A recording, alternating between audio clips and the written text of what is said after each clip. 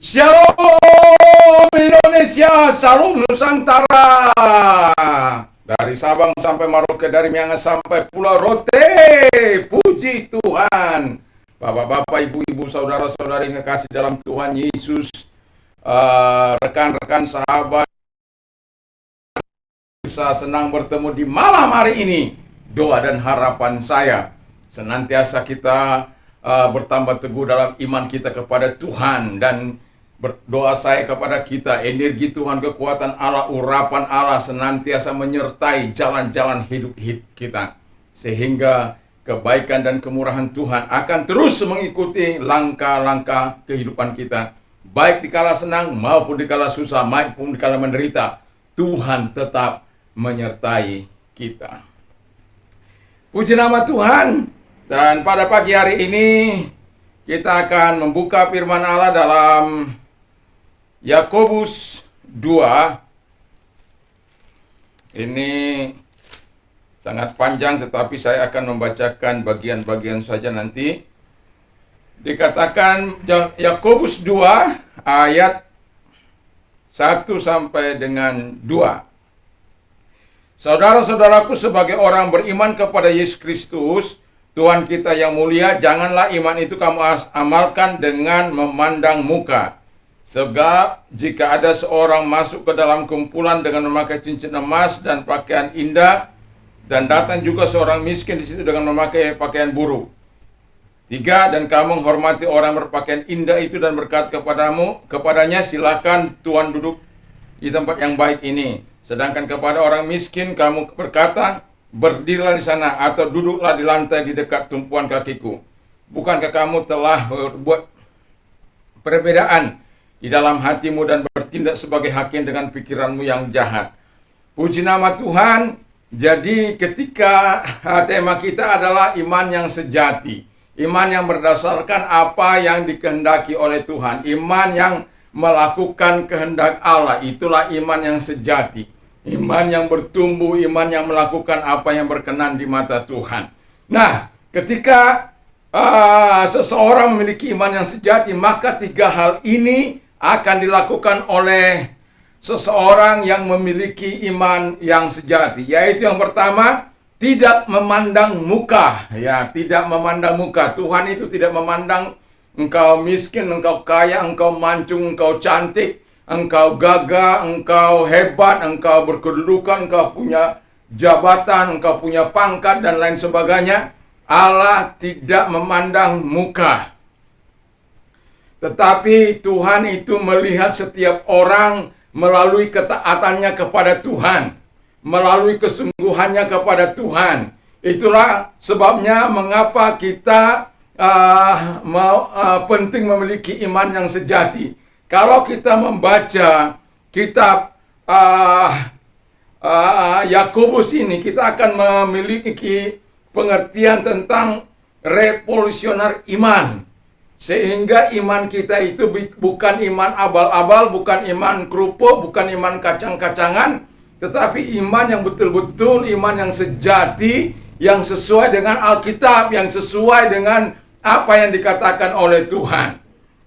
Jadi seseorang yang beriman itu dikatakan tadi, ya, mereka tidak memandang muka. Karena banyak orang suka memandang, melihat status ekonomi mereka, kekayaan mereka. Kalau orang kaya, begitu rupa dilayani, begitu rupa dihargai, begitu rupa, wah, luar biasa lah. Satu ketika saya masih di awal-awal pelayanan, saya suka mengunjungi orang-orang yang tidak mampu.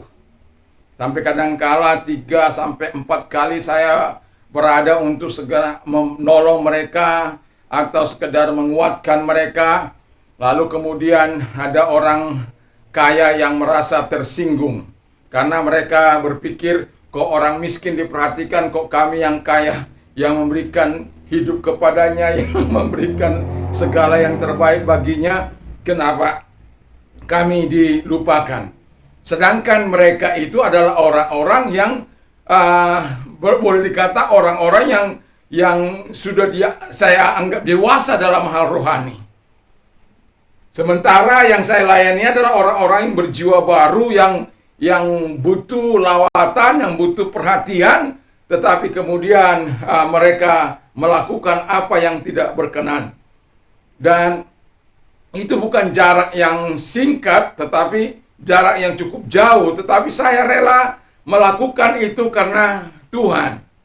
Tetapi justru mereka menghambat karena kamu tidak akan dapat apa-apa dari mereka. Itu yang membuat saya semakin semangat, semakin mau memperhatikan mereka, mengajar anak-anak mereka, belajar bahasa Inggris, dan lain sebagainya.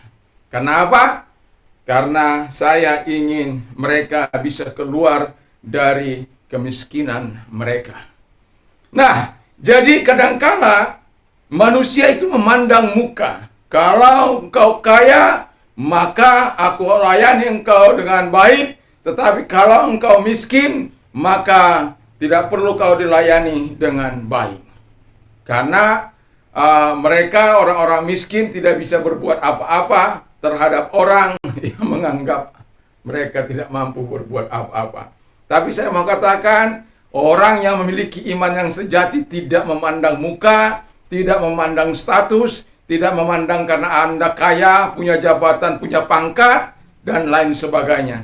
Anda melayani tanpa perbedaan kepada yang kaya maupun kepada yang miskin. Anda berlakukan sama dalam arti supaya sama-sama bertumbuh di dalam Tuhan, sama-sama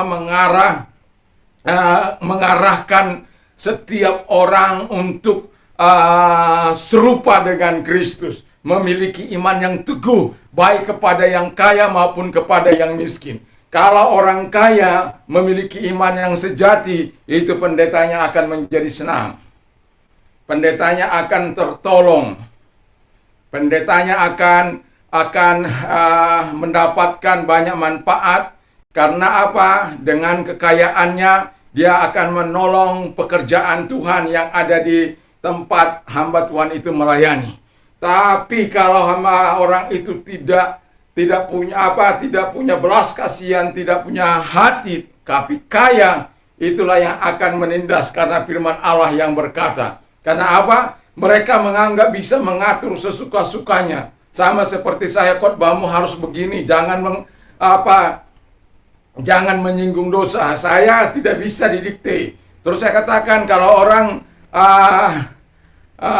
mau dekat dengan Tuhan, mengalami berkat Allah, mengalami perubahan, kita harus memperkatakan firman Allah itu secara utuh. Supaya apa? Jemaat itu mengasihi Tuhan bukan karena sesuatu, tetapi karena mereka sungguh-sungguh mengasihi Tuhan dari hati mereka, karena Tuhan sudah menyelamatkan mereka. Soal berkat Tuhan yang ngatur, dan itu terjadi. Tapi Tuhan katakan orang yang memiliki iman sejati tidak akan melakukan itu. Nah, yang kedua, ketika orang memiliki iman yang sejati, mereka melakukan pekerjaan yang baik. Jadi, yang mereka lakukan itu menolong orang, membantu orang, memberkati orang, dan mengangkat orang dari kemiskinan supaya mereka bisa layak untuk hidup.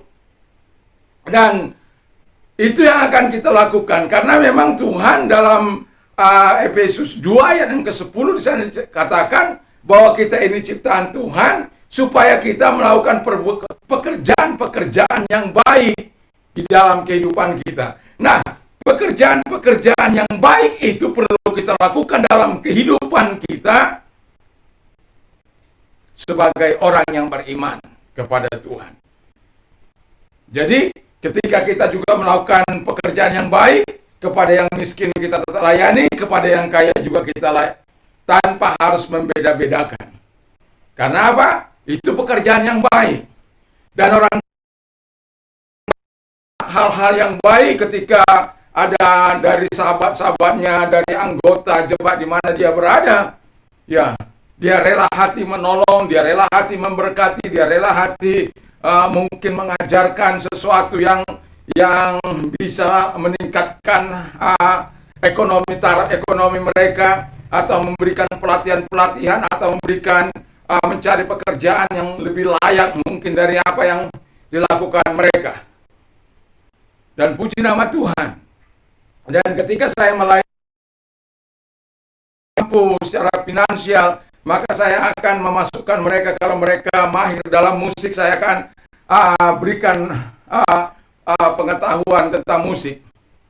Saya akan latih mereka, dan kalau tidak, saya akan suruh mereka ke tempat yang ahli. Supaya apa? Berkembang kemampuan mereka, karena kemampuan musik saya itu Senin Kemis. Tetapi ketika mereka sudah tahu chord-chordnya, maka saya akan menyuruh mereka untuk resmi. Kenapa? Supaya mereka melakukan itu dengan baik. Dan dari situ mereka ada yang sampai ke Malaysia sana jadi pemain musik. Ada mereka, walaupun pada akhirnya mereka tidak lagi bersama dengan saya. Tetapi itu satu kebahagiaan bagi kita ketika mereka yang tadinya tidak dapat berbuat apa-apa, kita mengangkat harkat dan martabat mereka untuk mereka bisa melakukan yang terbaik. Ya, memang kadangkala tidak semua orang bisa kita angkat. Karena ada kadang mau diangkat, mereka ya hanya mementingkan diri mereka sendiri. Hanya melakukan dengan cara mereka sendiri. Mereka tidak mau melakukan apa yang diarahkan. Yang penting bagi mereka kamu memberikan itu is enough. Selanjutnya terserah saya. Jadi ya sudahlah. Tetapi kita harus tetap berbuat baik. Berbuat baik kepada semua orang. Kalau air keran yang bisa kau buka dari rumahmu, buka itu bagi tetanggamu. Kalau engkau berikan kepada orang yang tidak mampu untuk didiami dengan gratis. Kalau engkau punya ladang banyak, berikan kepada orang miskin yang mau bekerja untuk menguasakan ladangmu. Lakukan yang baik.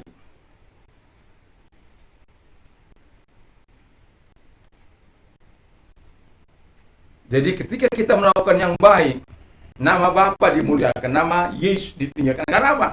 Iman yang sejati itu melakukan yang baik. Yang ketiga, kata firman Allah, ketika seorang memiliki iman yang sejati, maka ya dia akan melakukan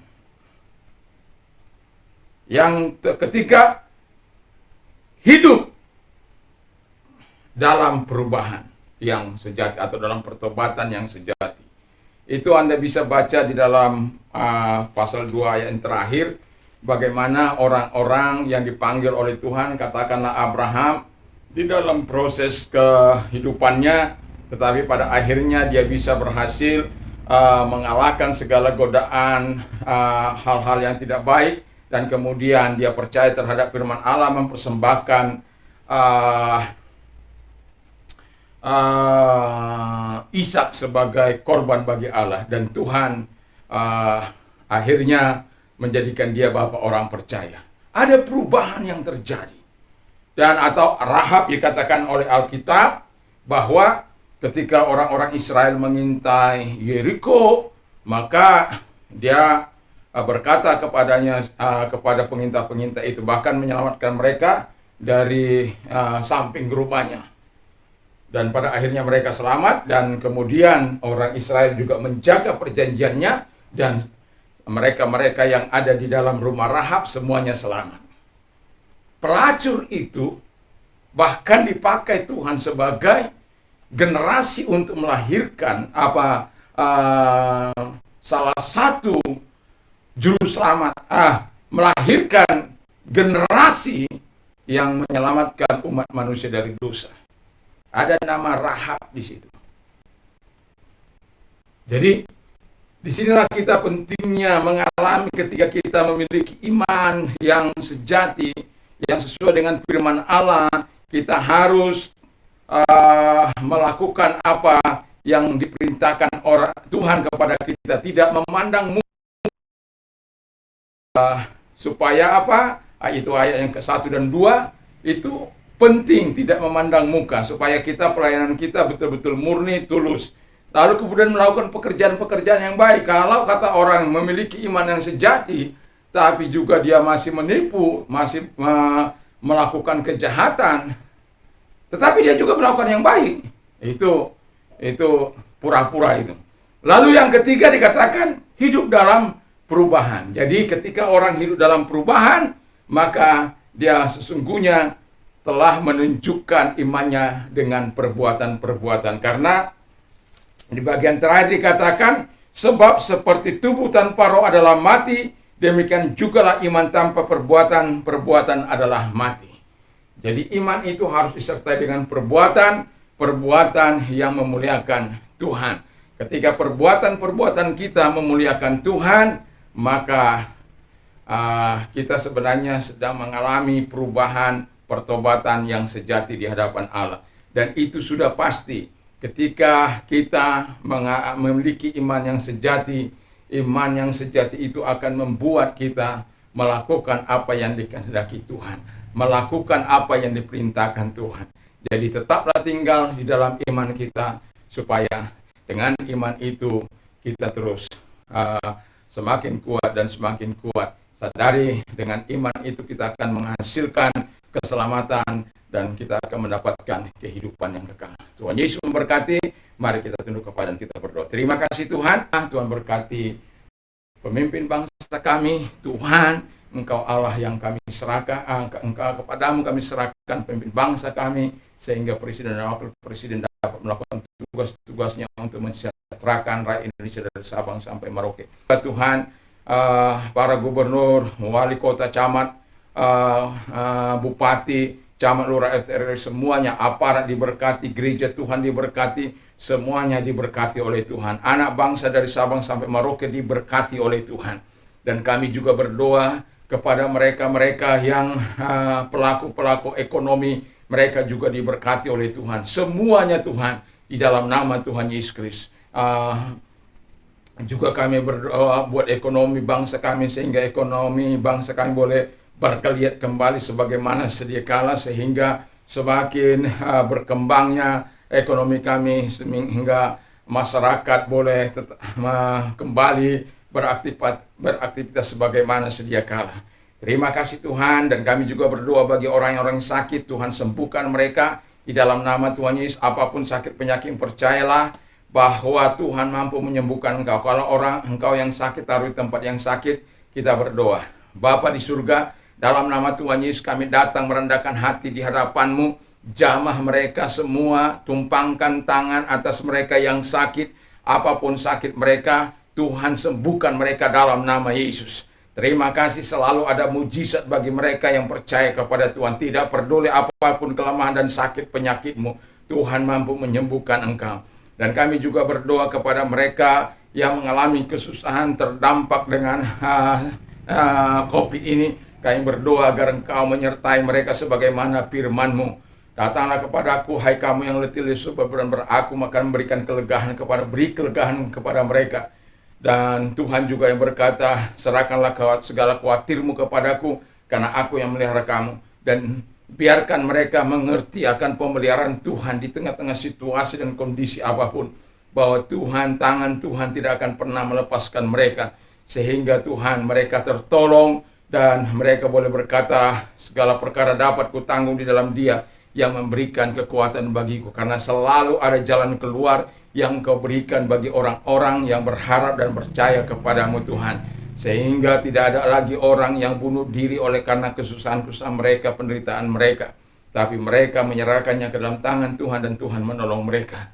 Terima kasih. Dan yang mau mengalami transformasi Tuhan, kalau engkau orangnya, mari taruh tanganmu di dada, dengarkan firman Allah, bahwa Yesus datang bukan mencari orang benar, tapi mencari orang berdosa. Dan taruh tanganmu di dada, kita berdoa. Tuhan Yesus, lihat mereka yang menaruh tangan mereka di dada, mereka mau mengalami transformasi Tuhan, sehingga mereka menjadi ciptaan baru dalam Tuhan. Sama seperti Engkau datang kepada Saulus, datang juga kepada mereka, pakai mereka sebagai alat-Mu. Terima kasih. Dan kami juga berdoa bagi mereka yang mau menerima Yesus sebagai Tuhan dan Juru Selamat. Kalau engkau orangnya yang mau menerima Yesus sebagai Tuhan dan Juru Selamat, taruh tanganmu di dada, ikuti doa saya, dengarkan dahulu firman Allah. Karena begitu besar kasih Allah akan dunia ini sehingga ia mengaruniakan anaknya yang tunggal supaya setiap orang percaya kepadanya tidak binasa. Keputusan Anda sudah tepat. Dan mari kita berdoa dalam nama Tuhan Yesus Kristus. Engkau melihat mereka-mereka yang menaruh tangan mereka di dada yang mau menerima Engkau. Tuhan, tolong mereka. Dan sekarang ikuti dosa. Tuhan Yesus, saya sadar saya orang berdosa. Saya butuh Tuhan. Saya mengaku segala dosa dan kejahatan yang pernah aku lakukan di hadapan-Mu. Tetapi saat ini aku mohon ampun dan sucikan aku dari segala dosa dan kejahatan yang pernah aku lakukan di hadapan Tuhan dan di hadapan sesama. Terima kasih. Ini ku percaya Engkau telah mengambil pimpinan dalam kehidupanku. Jadilah Raja, jadilah Tuhan. Dan saat ini ku percaya telah menerima hidup kekal dan menjadi warga negara. Terima kasih Tuhan Yesus. Dan kami juga berdoa bagi generasi muda supaya mereka adalah generasi orang-orang yang takut akan Tuhan, generasi yang mempermuliakan Engkau, bukan generasi cengeng, bukan generasi abal-abal, bukan generasi yang melakukan kejahatan dan penipuan dan pencurian, hal-hal yang tidak memuliakan Tuhan. Tetapi mereka punya pandangan seperti bergerak dalam bidang pemerintahan mereka, mengasah diri mereka, bahkan dikatakan firman Allah mereka jauh lebih pintar dari orang sekali, bahkan dikatakan 10 kali lebih pintar karena mereka mempersiapkan diri mereka adalah orang-orang yang takut orang akan Tuhan, mencintai firman Allah dan lain sebagainya. Dan ada juga seperti orang yang bergerak dalam bidang spiritual seperti Timotius muda atau seperti Yeremia atau bagaimana mereka hidup mempermuliakan Engkau. Bahkan Samuel dari masa kecil sampai kepada masa tuanya, dia tetap orang yang menjaga kehidupannya di hadapan Tuhan dan di hadapan sesamanya. Terima kasih Tuhan, terima kasih. Dan juga ada orang-orang yang bergerak dalam bidang bisnis yang memberkati orang-orang di sekitarnya seperti Ayub dan seperti Sadrak, Mesak, Abednego, Abraham, Ishak, dan Yakub Tuhan. Terima kasih Tuhan Bapa di surga, sehingga orang-orang muda minatnya di mana keinginannya, sehingga ketika mereka berada pada posisi di mana mereka Tuhan menjadi penerus estafet di dalam kehidupan mereka akan melakukan yang terbaik bagi bangsa ini. Terima kasih, kami bersyukur dalam nama Yesus. Haleluya. Amin. Bagi Anda yang sudah menerima Yesus sebagai Tuhan dan Juru Selamat, selamat bagi Anda. Dan bagi Anda yang sudah menikmati segala kebaikan Tuhan, mari saksikan. Dan damai sejahtera Allah yang melampaui segala akal akan melihara hati dan pikiran dalam Kristus. Dengar, menyimpan dan melakukan firman Allah dalam hidupnya. Iman timbul dari pendengaran firman Kristus. Apa saja yang orang lain ingin lakukan kepada melakukan jugalah demikian. Allahku akan mencukupi segala kebutuhan menurut kekayaan dan kemuliaan dalam Kristus Yesus. Dan juga saya mau katakan kepada kita bahwa apa saja yang kau minta dan doakan, percayalah bahwa engkau sudah menerimanya, maka hal itu akan diberikan kepadamu. Dan ingat juga bahwa setiap kita bisa melakukan yang terbaik dalam hidup ini. Dan tertawalah dengan orang tertawa, menangislah dengan orang yang menangis. Tuhan Yesus memberkati kita semuanya. Haleluya. Dan satu hal lagi yang saya mau katakan kepada kita, doa saya yang terus saya mau katakan bahwa kita bertanggung di dalam Dia, Yesus yang memberikan kekuatan kepadaku. Puji nama Tuhan. Dan juga saya mau katakan kepada kita, kalau kita keluar rumah jangan lupa memakai masker dan juga menggunakan sabun atau hand sanitizer, atau juga menjaga jarak atau menjauhi kerumunan. Yang kelima, mengurangi mobilitas. Yang keenam, berdoalah untuk dirimu, berdoa untuk keluargamu, berdoa untuk lingkunganmu, berdoa untuk masyarakat, bangsa dan negara ini. Sehingga satu harapan yang kita satukan dengan harapan Indonesia cepat berlalu dari segala COVID-19 ini, sehingga kita kembali bisa beraktivitas sebelum terjadinya pandemi. Tuhan Yesus memberkati. Dan Anda pengguna narkoba, bertobatlah. Yesus sangat mengasihi Anda, Yesus sangat menantikan Anda datang kepada Dia. Karena Yesus mau memakai Anda sebagai alat di tangannya. Katakan tidak terhadap narkoba. Yes terhadap Tuhan dan firman-Nya. Shalom Indonesia, salam Nusantara, haleluya. Amin.